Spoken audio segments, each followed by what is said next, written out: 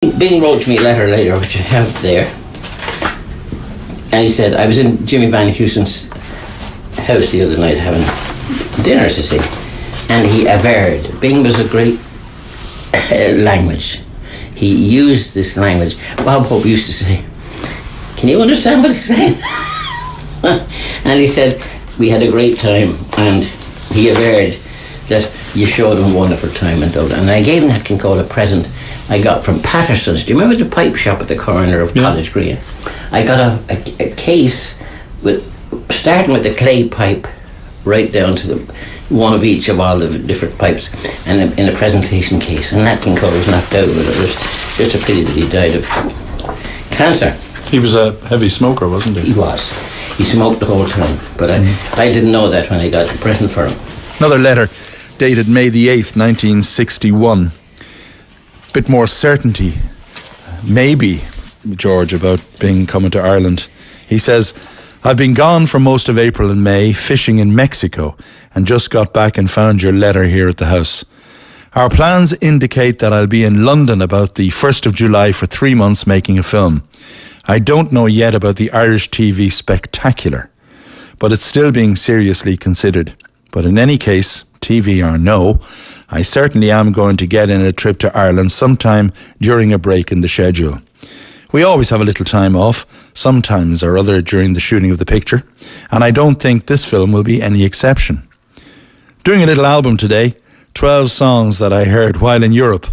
Most of them are new, a few are standard, and they're songs that I thought with English lyrics might have a chance.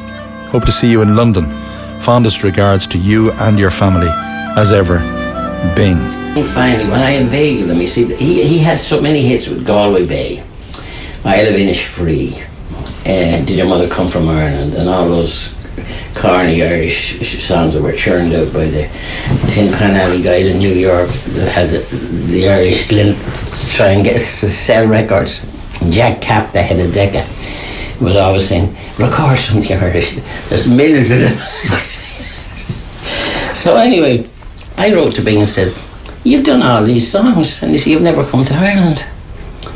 And he wrote to me from Paris. I have the letter there. It's a handwritten letter. It's lovely. And he just says, George, much as I would like to visit Ireland, my schedule on this occasion does not allow for such a trip. I have to get back to.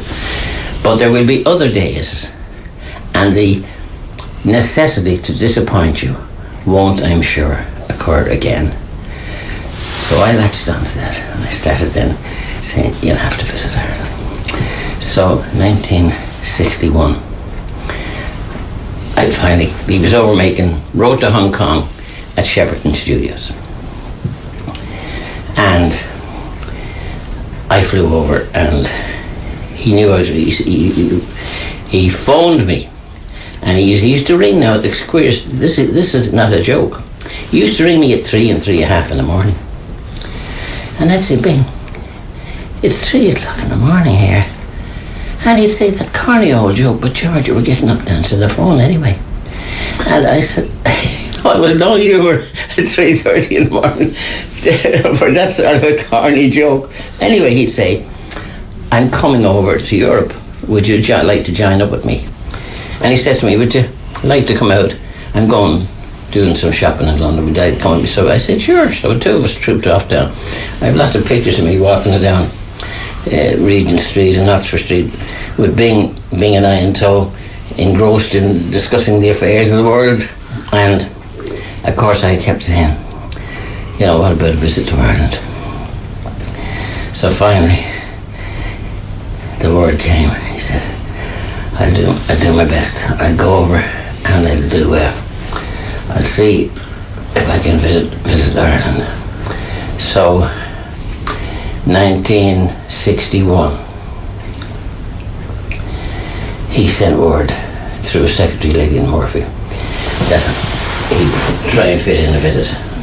It would be a short visit, but he would come. Appeared in the papers, I suppose. I told Billy Duffy, and it appeared in the papers.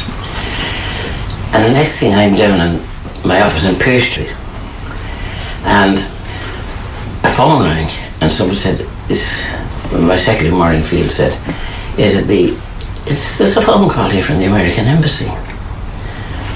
And I said, well, I suppose you better put it through. And I said, yes. I said, this is the American ambassador. I said, yes. Grant Stockdale.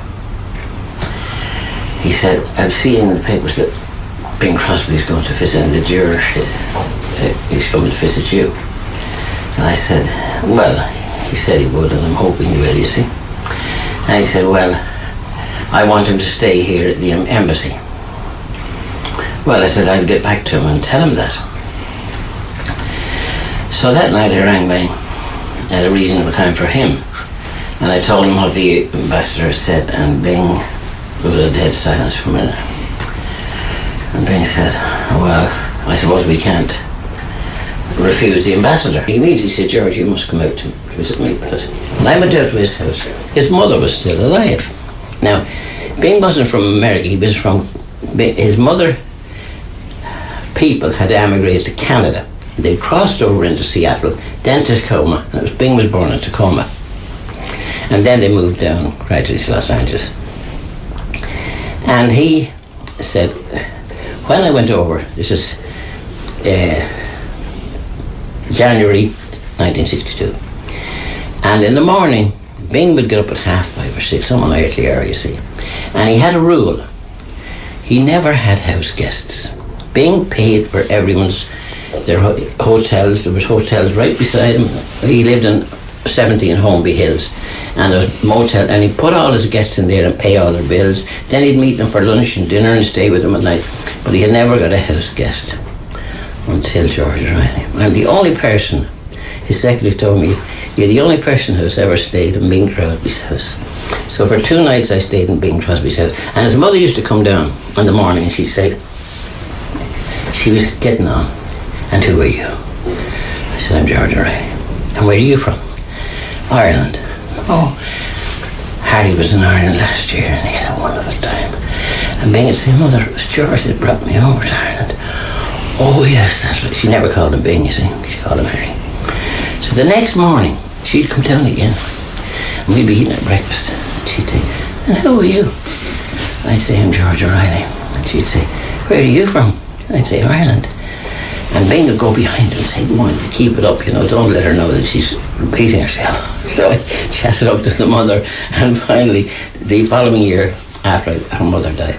But however, to get back to, that was in Bing's house. I was the only person who ever stayed in Bing Crosby's house, stayed overnight.